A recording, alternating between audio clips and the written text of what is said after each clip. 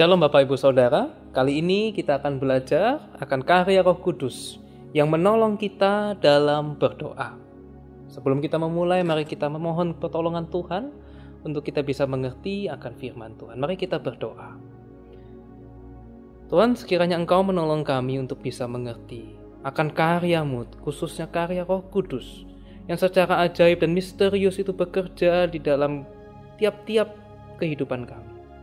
Sekiranya Engkau menolong kami, membuka pintu hati kami untuk kami bisa mengerti. Dan juga tolong hamba-Mu yang hina ini untuk bisa menyampaikan ya Tuhan apa yang menjadi firman-Mu. Terima kasih ya Tuhan, di dalam nama Tuhan Yesus kami berdoa. Amin.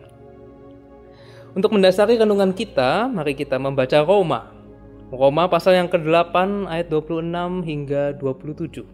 Roma 8 ayat 26 hingga 27. Demikian juga Roh membantu kita dalam kelemahan kita.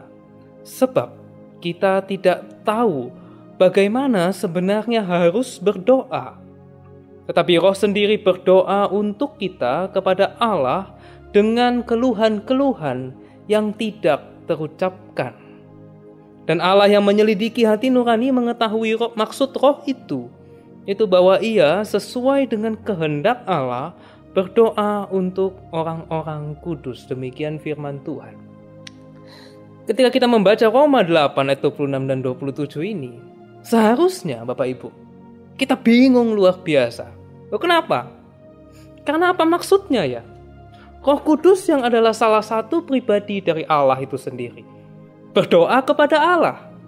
Dan Allah menyelidiki hati nurani mengetahui maksud dari Roh Allah itu sendiri yang berdoa untuk kita sesuai dengan kehendak Allah juga. Wah, apa maksudnya ya? Nah, untuk memahaminya kita perlu melihat ayat-ayat sebelumnya yang menjadi konteks daripada bagian ini. Di ayat 15 dan 16, Paulus memberitahu kita bahwa kita telah menerima Roh Kudus yang menjadikan kita anak-anak Allah bersaksi bersama-sama dengan roh kita sehingga kita dapat berseru kepada Allah, ya Aba, ya Bapa. Nah, dari ini saja kita tahu bahwa kita bisa berdoa kepada Allah dengan sebutan Bapa. Itu adalah karya Roh Kudus yang memberi kesaksian di dalam hati kita bahwa kita adalah anak-anak Allah. Lalu ayat 18-22, Paulus menolong kita untuk memahami bahwa sebab musabab dari penderitaan yang kita alami. Itu semua karena seluruh makhluk telah ditaklukkan kepada kesia-siaan oleh karena dosa.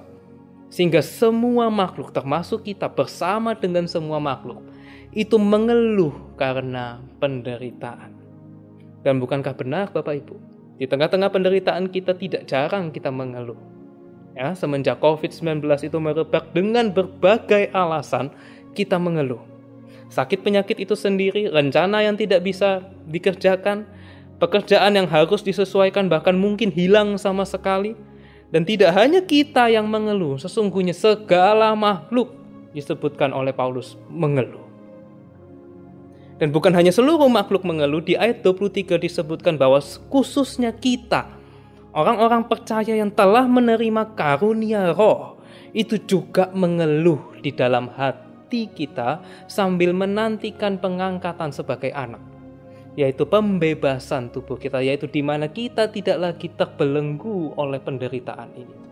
Saat di mana kita anak-anak Allah dibebaskan dari segala jerat dosa dan penderitaan yang adalah akibat dari dosa. Suatu pengharapan akan keselamatan. Dan kita dengan tekun menantikan pengharapan tersebut. Pengharapan akan keselamatan yang telah kita dapatkan oleh karena karya Tuhan kita Yesus Kristus yang telah mati di salib untuk kita. Dan dalam pengharapan akan keselamatan itulah yang membuat kita bisa bertahan di dalam berbagai penderitaan. Nah, dalam konteks seperti itu, Paulus kemudian mengatakan di ayat 26, demikian juga Roh membantu kita dalam kelemahan kita. Karena di satu sisi memang ada pengharapan akan keselamatan yang mana kita dengan tekun menantikannya. Tetapi di sisi yang lain, kita tetap adalah manusia yang lemah. sehingga terkadang kita tidak mampu melihat pengharapan tersebut. Maka dari itu Roh Kudus yang kemudian membantu kita di dalam kelemahan kita. Kenapa kok Roh Kudus yang membantu kita? Karena bahkan di dalam kelemahan kita, kita tidak tahu bagaimana sebenarnya harus berdoa. Ketika kita sedang menderita, apa yang kita doakan? Ketika kita sedang sakit, apa yang kita doakan? Ketika kita ada masalah keuangan, keluarga, apa yang kita doakan? Kita berdoa untuk kekuatan, kesembuhan, kesabaran, dan sebagainya. Bukan berarti semua doa itu tidak boleh atau salah. Tidak. Karena bagaimanapun kita memang mengeluh bersama-sama dengan segala makhluk. Sehingga doa-doa kita yang memang isinya itu keluhan-keluhan, itu tidak salah Bapak Ibu. Tetapi belum tentu doa yang sedemikian itu adalah doa yang Tuhan itu sendiri kehendaki. Karena bagaimanapun doa kita itu berangkat di dalam kelemahan kita. Semua doa kita doakan di dalam dan karena kelemahan kita. Sehingga sekalipun mungkin kita mengatakan, oh biarlah kehendakmu yang jadi. Sebenarnya tetap kita tidak berdoa seturut dengan kehendaknya. Itulah sebabnya Paulus mengatakan bahwa di dalam kelemahan kita tidak tahu bagaimana sebenarnya harus berdoa. Tapi menarik bahwa Paulus tidak kemudian menyuruh jemaat untuk mencari kehendak Tuhan dan berdoa seturut kehendak Tuhan. Oke, kita kan tidak tahu ya bagaimana harus berdoa seturut kehendak Tuhan. Kalau begitu ayo kita cari kehendak Tuhan dan berdoa. Enggak, Paulus tidak mengatakan itu. Paulus tidak menyuruh jemaat untuk melakukan itu. Tapi Paulus kemudian mengatakan Roh Kudus, Roh Allah itu sendiri yang kemudian berdoa untuk kita.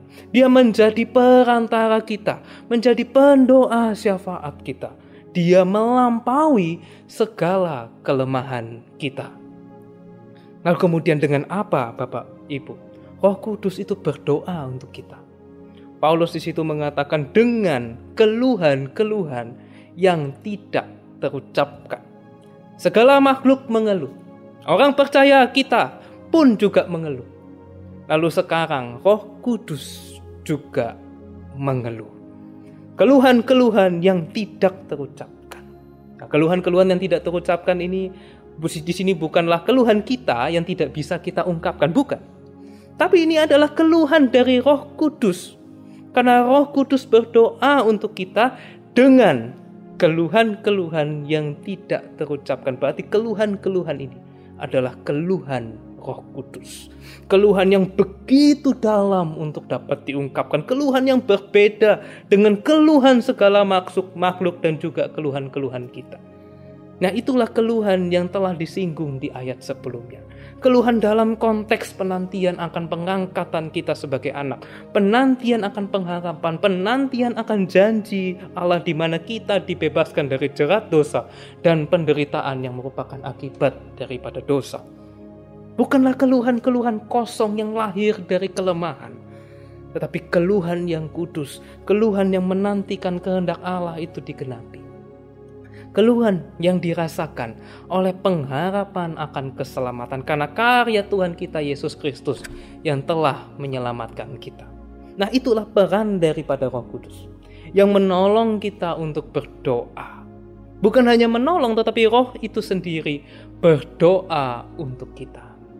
Lalu ayat 27 Bapak Ibu di situ dikatakan, Allah yang menyelidiki hati nurani kita, di mana Roh Kudus itu diam, mengetahui maksud dari Roh itu, yaitu Roh Kudus berdoa seturut dengan kehendak Allah. Ajaib sekali Bapak Ibu. Roh Kudus berdoa untuk kita kepada Bapa di sorga, oleh dasar karya keselamatan di dalam Tuhan kita Yesus Kristus. Dan Bapa tahu maksud daripada Roh itu, yang berdoa seturut dengan kehendak Bapa. Wah, suatu interaksi yang begitu indah dari Allah Tritunggal di dalam doa, yang mengungkapkan betapa Allah Tritunggal, khususnya Roh Kudus, itu bekerja melampaui segala kelemahan kita, yang menolong kita dalam setiap kelemahan kita, bahkan Ia sendiri berdoa untuk kita. Dan yang dan Bapak Ibu Saudara, itulah karya Roh Kudus yang menolong kita untuk bisa berdoa. Sekiranya melalui renungan ini dalam menjelang hari Pentakosta, kita semakin mengerti karya Roh Kudus.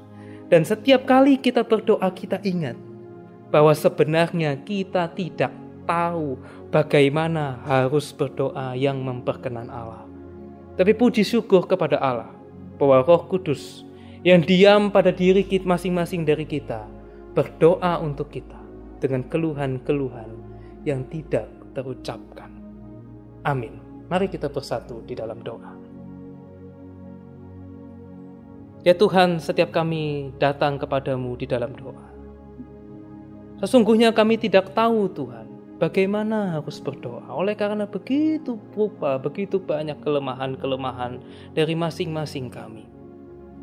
Tapi kami bersyukur oleh karena Roh Kudus yang diam pada masing-masing dari kami, berdoa untuk kami. Berdoa untuk kami dengan kata-kata yang tidak terucapkan. Berdoa untuk kami seturut dengan kehendak Allah. Oleh sebab itu Tuhan, kami mau Tuhan, di dalam hidup kami hidup seturut dengan tuntunan Roh Kudus. Tolong kami Tuhan. Dan sekiranya menjelang Pentakosta kami semakin mengerti akan karya Roh Kudus yang begitu ajaib di dalam kehidupan kami. Terima kasih ya Tuhan.